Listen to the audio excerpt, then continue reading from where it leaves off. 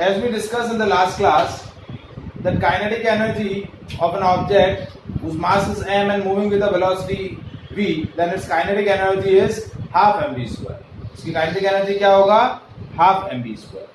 Now the question is what? The kinetic energy of an object of mass m moving with a velocity 5 meter per second is 25 joule. Kinetic energy आपको दिया हुआ है कितना? 25 joule. Velocity आपको दिया हुआ है, velocity of object v, that is 5 meter per second. आपको क्या पूछा है? What will be its mass. Mass of object है m, सो काइनेटिक एनर्जी होता है हाफ mv स्क्वायर.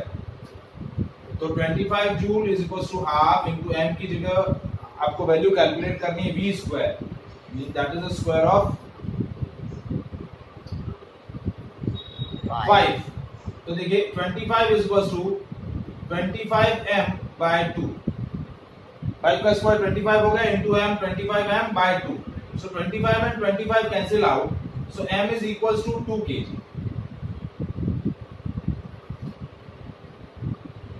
ये 2 मैंने यहाँ क्रॉस मल्टीप्लाई में ले लिया. So m की वैल्यू कितनी हो गई? 2 kg.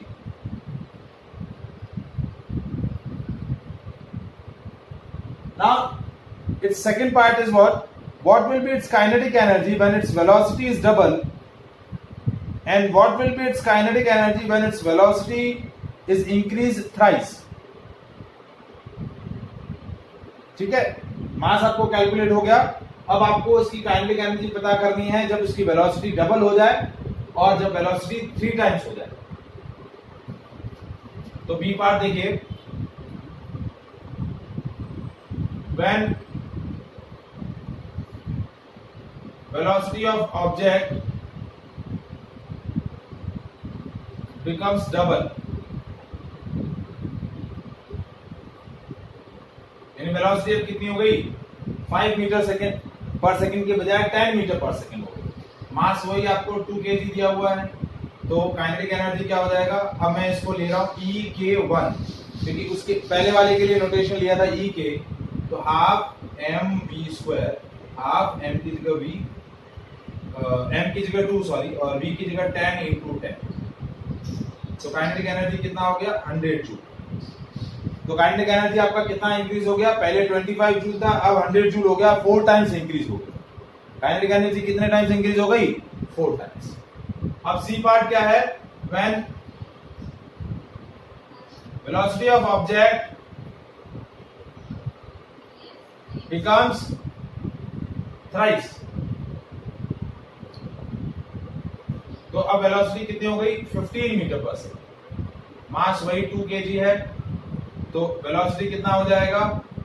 Half mv square, half m की जगह 2, v की जगह 15 into 15. तो वेलोसिटी हो गया 225 जूल. कितना हो गया? 225. तो यहां कितना हो गया?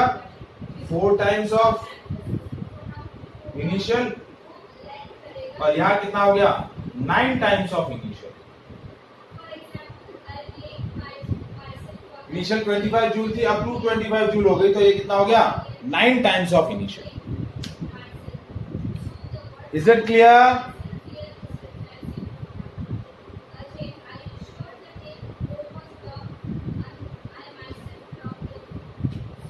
देखिए, जब वेलोसिटी डबल हो गई है, मतलब वेलोसिटी कितना है? 10 मीटर पर सेकेंड है, तो काइनेटिक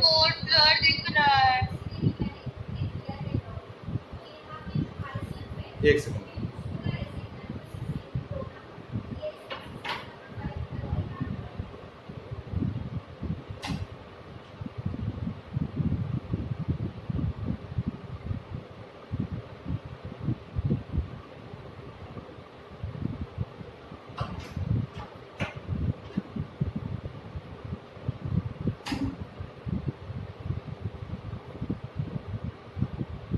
हाँ, मेरा बोर्ड कैसा है अभी? सर ब्लर है। बाकी लोगों को कैसा दिख रहा है? क्लियर दिख रहा है। तो जिनको ब्लर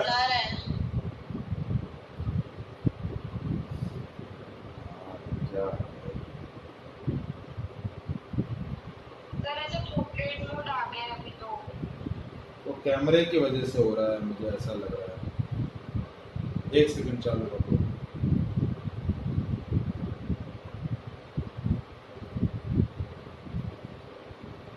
अभी दिख रहा है?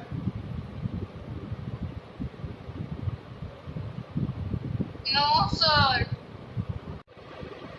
सो देखिए, ये क्वेश्चन समझ में आया?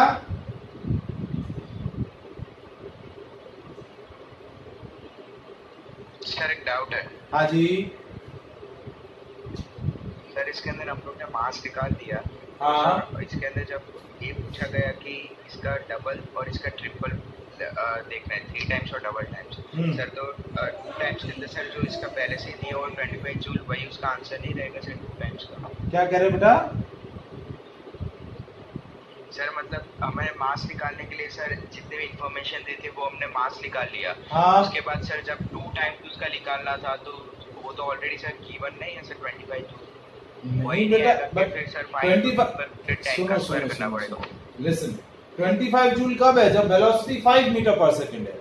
अब वेलोसिटी में 10 मीटर पर सेकंड कर दूंगा तो 25 जूल कैसे रहेगा? वेलोसिटी डबल करी। देखिए एक्सप्रेशन क्या है काइनेटिक एनर्जी का? That is half mv square. So what is it's meaning? कि काइनेटिक एनर्जी जो है वो मास के डायरेक्टली प्रोपोर्शनल है और वेलोसिटी के स्क्वायर के डायरेक्टली प्रोपोर्शनल। मतलब आप वेलोसिटी डबल करेंगे तो एनर्जी 4 टाइम हो जाएगा। आप डायरेक्ट भी आंसर कर सकते हैं, 2 का स्क्वायर 4। वेलोसिटी 3 टाइम करेंगे तो आपका काइनेटिक एनर्जी कितना हो जाएगा? 9 टाइम्स हो जाएगा। 3 का स्क्वायर 9, क्योंकि वो वेलोसिटी के स्क्वायर के डायरेक्टली प्रोपोर्शनल है।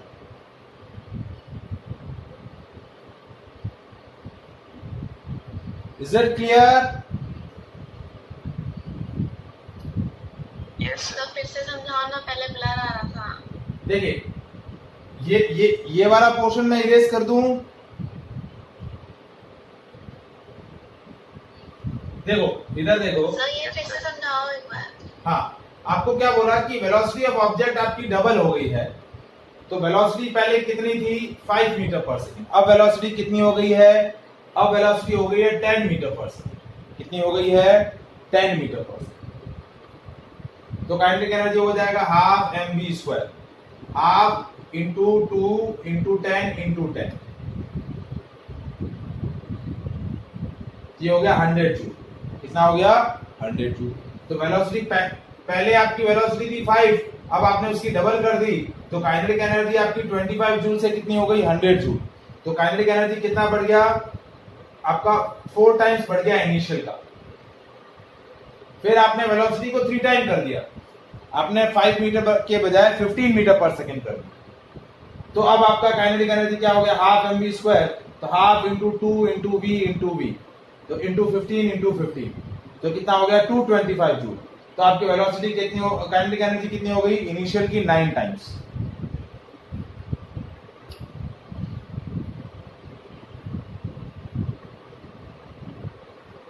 Is it clear? मतलब कहने का लॉजिक क्या है कि काइनेटिक एनर्जी जो है वो वेलोसिटी के स्क्वायर के डायरेक्टली प्रोपोर्शनल है। वेलोसिटी में डबल करूंगा तो काइनेटिक एनर्जी हो जाएगी डबल का स्क्वायर 4 टाइम। मैं वेलोसिटी ट्रिपल करूंगा तो काइनेटिक एनर्जी हो जाएगी 9 टाइम्स। मैं वेलोसिटी 4 टाइम करूंगा तो काइनेटिक एनर्जी हो जाएगी 16 time. Is it clear?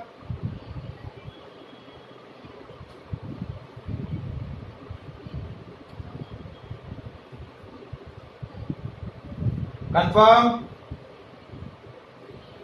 Now we'll discuss potential energy and expression of gravitational potential energy.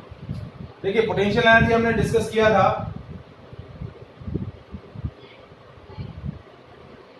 That energy possessed by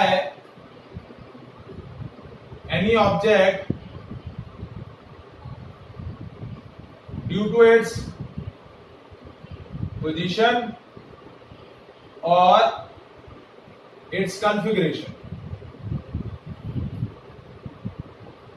Due to its position or configuration is called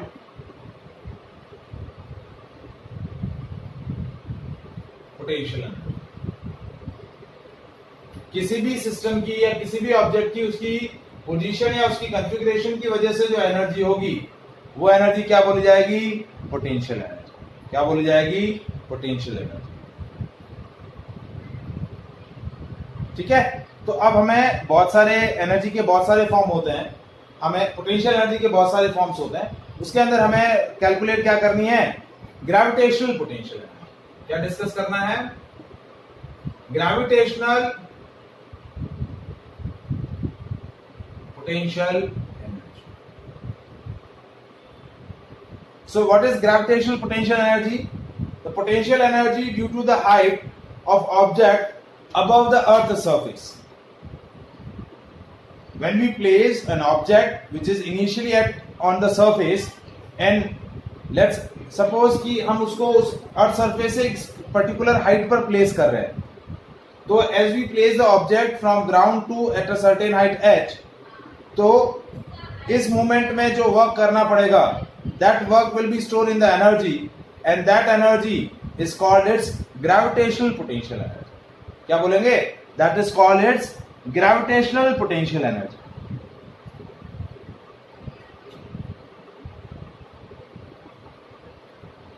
तो हम कैसे define करेंगे gravitational potential energy? कैसे बताना?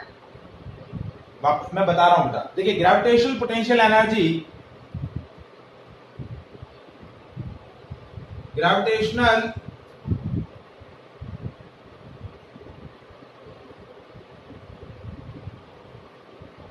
Energy of an object at any point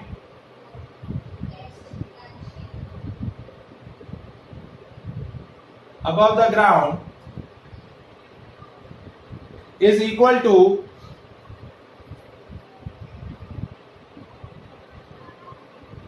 work done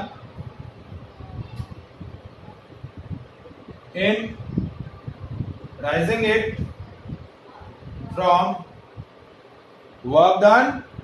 raising it from the ground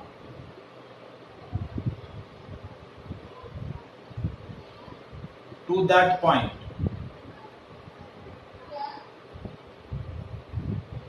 Means क्या क्या? देखिए, now we define the gravitational potential energy. Gravitational potential energy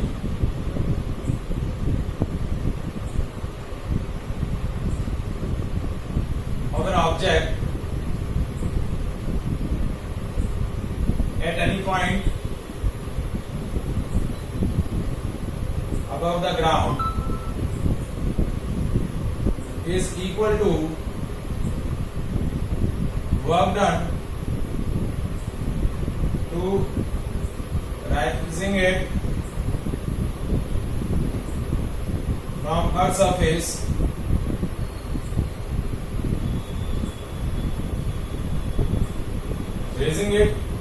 surface and place at that point.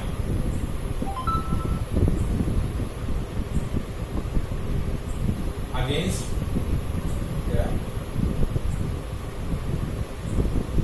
This equals to work done to raising it from Earth's surface and place at that point.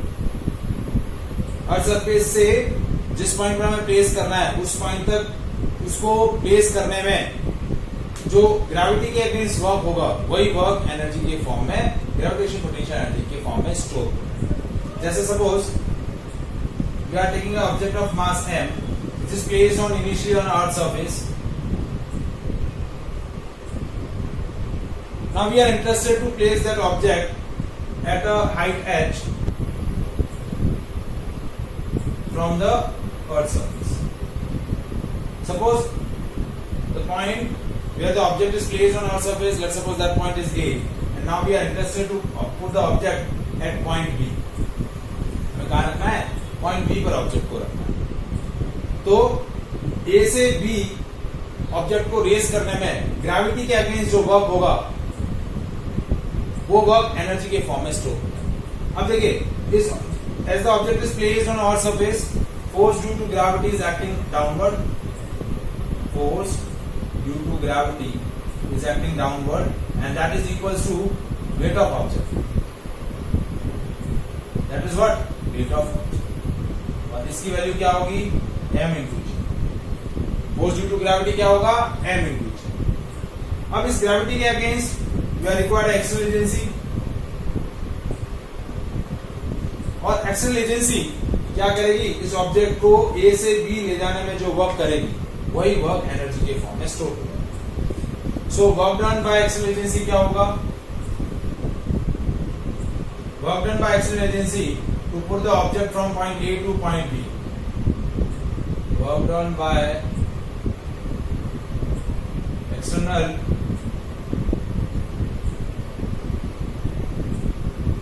agency to put the object from A to B. Work done क्या हुआ? Force into displacement. अब external force कितना होगा? External force का magnitude क्या होगा?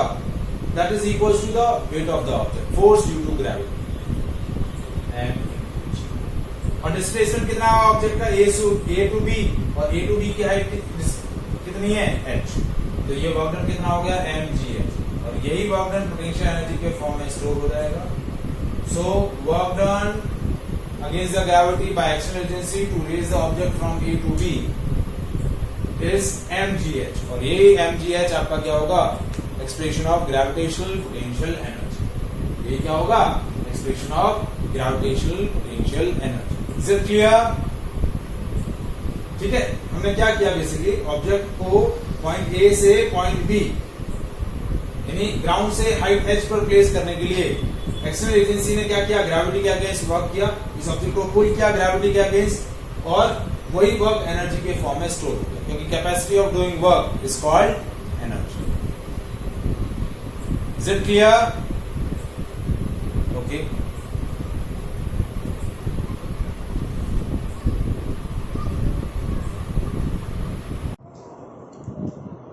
now we'll do the numerical question on the gravitational potential energy.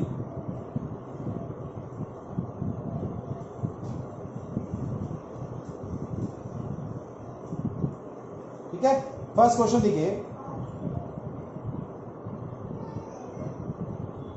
Find the energy possessed by an object of mass 10 kg when it is at a height of 6 meter above the ground. Find the energy possessed by an object of mass 10 kg. Mass of object कितना है? 10 kg है। कितना है? 10 kg, and it is placed at a height of 6 meter above the ground. जैसे object यहाँ है 10 kg का, और इसको उठाकर यहाँ प्लेस कर दिया है, ये हाइट आपको दिया हुआ है 6 मीटर। सो पोटेंशियल एनर्जी क्या होगा? Mass into gravitational acceleration into h। Mass of object आपको दिया हुआ है 10, g की वैल्यू है 9.8 इंटू 6। रिजल्ट किया तो सॉल्व करेंगे इसको, तो हो जाएगा 98 इंटू 6, 588 जूल। कितना हो जाएगा? 588 जूल।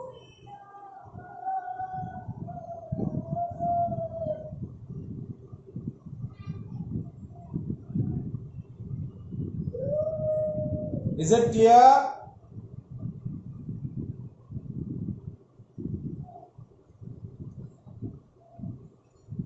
समझ में आया बेटा?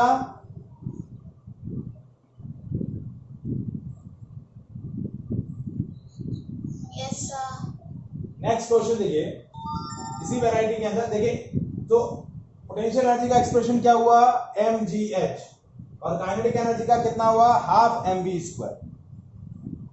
Now next question देखिए, an object of mass 12 kg placed at a certain height above the ground, if the potential energy of object is 480 joule, potential energy कितना दिया हुआ है 480 joule and mass of the object is 12 kg. Find the height at which the object is placed with respect to ground. Given g is taken as a 10 meter per second square. g की value आपको 10 लेनी है, height की value calculate करनी है कि object को कहां प्लेस किया गया. तो पोटेंशियल एनर्जी होता है m into g into h. तो पोटेंशियल एनर्जी है 480, मास 12 दिया है, g की value 10 into h. 480 is equals to 120 h. तो h की वैल्यू हो गई 480 डिवाइड बाय 120. कितना हो गया हाइट 4 मीटर. क्या हो गया 4 मीटर. Is it clear?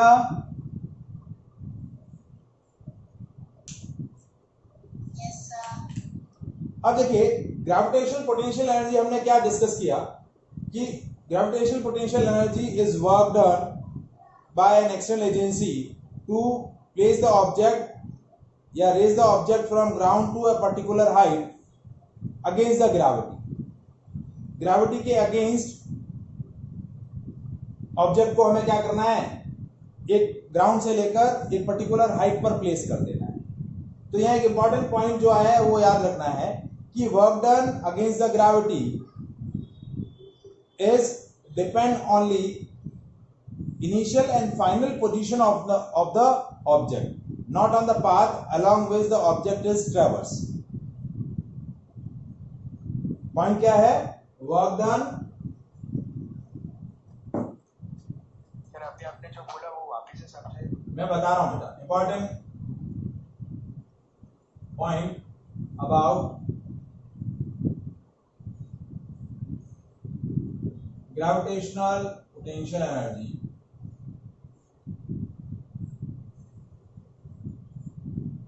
ये इंपॉर्टेंट पॉइंट क्या है, that work done by the gravity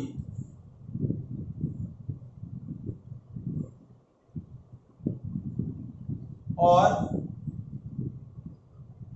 against the gravity is depends only initial and final position of an object, not on the path along which object is traversed. मतलब क्या कह रहा है कि object को आप ए पॉइंट से बी पॉइंट कैसे लेके जा रहे हैं उस पर डिपेंड नहीं करेगा. ए से बी का जो पोजीशन है, मतलब ए पोजीशन क्या है और बी पोजीशन क्या है, ऑब्जेक्ट की इनिशियल पोजीशन क्या है और ऑब्जेक्ट की फाइनल पोजीशन क्या है, वो उसी पे डिपेंड करेगा, पाथ पे डिपेंड नहीं करेगा. देखिए मैं इसको एक डायग्राम से आपको रिप्रेजेंट कर रहा हूं. जैसे एक ऑब्जेक्ट है m मास का which is placed at a point A of position A and now I am placing it at point B which is at height h. पहला तरीका कि मैंने इसको डायरेक्टली यहां से यहां प्लेस कर दिया. तो वर्क डन कितना हुआ, वर्क डन हो गया mgh. वर्क डन कितना हुआ mgh. अब मैंने इसी ऑब्जेक्ट को ए से बी लोकेशन कुछ डिफरेंट तरीके से प्लेस किया. कैसे, देखिए ऑब्जेक्ट यहां था, यहां से कुछ यहां ले गया,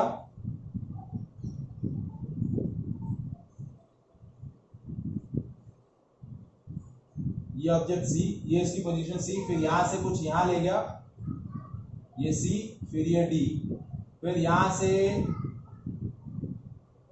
मैं कुछ इस पोजीशन पे ले गया. यस, रिजॉइन होना है. हाँ हो जाना बेटा. यहां से यहां ले गया, फिर यहां ले गया और फिर यहां ले गया. ठीक है, और ये लोकेशन मेरी बी है. तो मैं कैसे ले गया, ए से सी, सी से डी, डी से ई, ई से एफ और एफ से बी. इस तरीके से जिगजैग मैनर से मैं लेके गया. तो वो क्या कह रहा है कि work done by the gravity और against the gravity is depends on the initial and final position. Object की इनिशियल पोजीशन क्या है ए, फाइनल पोजीशन क्या है बी, और ए और बी के बीच का डिस्टेंस कितना है, हाइट कितना है h। तो वर्क डन अभी भी कितना होगा mgh ही होगा। It never depends on the path along which the object is traverse. आप डायरेक्ट ले जाए या इस तरीके से जिगजैग मैनर से ले जाए, वर्क डन आपका सेम ही रहेगा। देखिए क्या डिस्प्लेसमेंट की तरह। हाँ, डिस्प्लेसमेंट की तरह। देखिए एग्जैक्टली क्यों हो रहा है, क्योंकि जब ऑब्जेक्ट सी से डी जा रहा है या ये ऑब्जेक्ट ई से एफ जा रहा है, तो ऑब्जेक्ट की हाइट में कोई भी चेंज नहीं आ रहा है। ग्राउंड से उसकी जो हाइट है वो सेम ही है। जब वो सी से डी जा रहा है तो उसकी हाइट, जैसे ये हाइट सपोज h1 है, ये हाइट मैंने h2 ले ली और ये हाइट मेरी h3। तो जब मैं ऑब्जेक्ट को सी से डी लेके जा रहा हूं तो ग्रेविटी के अगेंस्ट तो वर्क ही नहीं हो रहा है। क्यों? क्योंकि ऑब्जेक्ट की हाइट तो सेम है। और जब मैं ऑब्जेक्ट को ई से एफ लेके जा रहा हूं तो ग्रेविटी के अगेंस्ट वर्क ही नहीं हो रहा है। क्यों? क्योंकि ऑब्जेक्ट की हाइट सेम है। तो इस डिस्प्लेसमेंट में और इस डिस्प्लेसमेंट में तो work done against the gravity होगा ही नहीं। तो वर्क डन क्या हुआ, यहां से यहां ले जाने में, यहां से यहां ले जाने में और यहां से यहां ले जाने में। तो टोटल हाइट कितनी ट्रैवर्स करी, h1 h2 h3। और h1 h2 और h3 तीनों की हाइट का सम करें तो हाइट कितनी आई, h आई। तो वर्क डन वही होगा mg into h। क्योंकि देखिए यहां से जब यहां ले गया तो वर्क डन कितना हुआ mg h1, यहां से जब यहां ले गया तो वर्क डन कितना हुआ mg h2, और जब यहां से यहां ले गया तो वर्क डन हुआ mg h3। जितना डिस्प्लेसमेंट होगा, पहले डिस्प्लेसमेंट h1 हुआ, फिर वर्टिकल डिस्प्लेसमेंट h2 हुआ, फिर वर्टिकल डिस्प्लेसमेंट h3 हुआ। तो टोटल वर्क डन हुआ mg h1 plus mg h2 plus mg h3। h1 h2 h3 तीनों को ऐड कर लिया तो वो h ही आया। तो वर्क डन वही रहेगा। So it never depends on the path. It depends only initial and final position. आप इनिशियल से फाइनल डायरेक्ट जा रहे हैं या इनिशियल से फाइनल जिगजैग मैनर से या किसी और तरीके से जा रहे हैं, वर्क डन सेम रहेगा। It never depends on the path. It depends on initial and final position. Is it clear?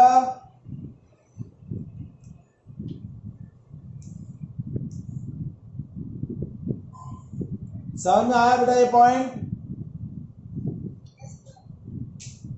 ये इंपॉर्टेंट पॉइंट है, that is about the potential energy, gravitational potential energy. That work done by the gravity और against the gravity depends only the initial and final position of the object, not on the path along which the object is moved or object is traversed. Is it clear? तो potential energy का expression हुआ mgh. Any doubt to in this part to anyone?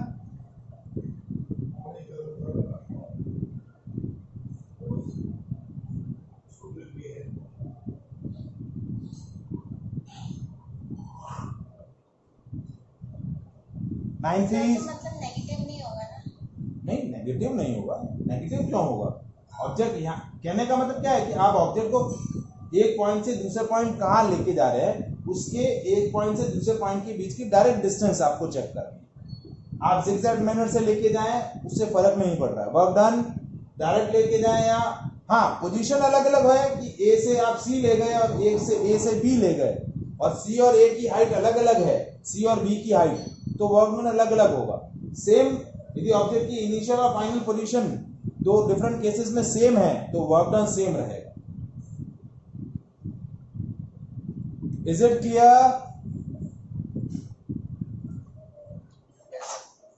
ठीक है? Any doubt? अब छोटा सा एक definition है mechanical energy. So sum of kinetic energy and potential energy of an object is called its mechanical energy. Mechanical energy क्या होता है? काइनेटिक एनर्जी और पोटेंशियल एनर्जी का जो सम होगा।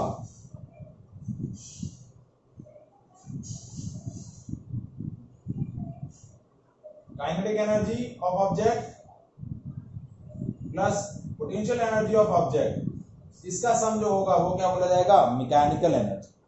Total energy, total mechanical energy. Is it clear? Any doubt?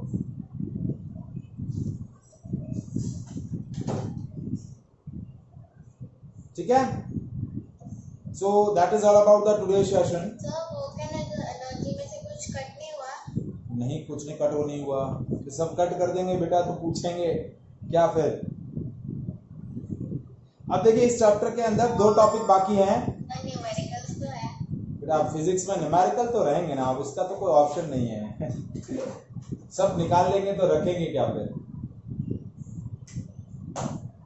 अब हमारा जो नेक्स्ट टॉपिक है वो है law of conservation of energy, वो हम डिस्कस करेंगे, और पावर। ठीक है, तो ये 2 टॉपिक हम डिस्कस करेंगे वेडनेसडे। ठीक है, क्लियर? और सर ये स्ट्रक्चर ऑफ एटम कब करेंगे हम लोग स्टार्ट? नेक्स्ट वीक से। ओके थ्रस्ट और प्रेशर वाला भी से टॉपिक बाकी है ग्रेविटेशन के अंदर। बेटा वो मैं करवाऊंगा, जब जो पोर्शन सीबीएसई का आ रहा है पहले वो करेंगे, जो नॉन सीबीएसई वाला पोर्शन है वो हम बाद में करेंगे। जो सीबीएसई ने इस बार इरेज कर दिया है वो पोर्शन बाद में हम करेंगे, ऐसा नहीं कि नहीं करेंगे, बाद में करेंगे। क्योंकि हमारे स्कूल के अंदर से ग्रेविटेशन के अंदर थ्रस्ट एंड प्रेशर वाला और उसके आगे के टॉपिक सर करवा रहे हैं, और ये पता नहीं कि सर वो इस वाले एग्जाम पूछने देखो बेटा फाइनल एग्जाम में तो मेरे हिसाब से नहीं आएगा,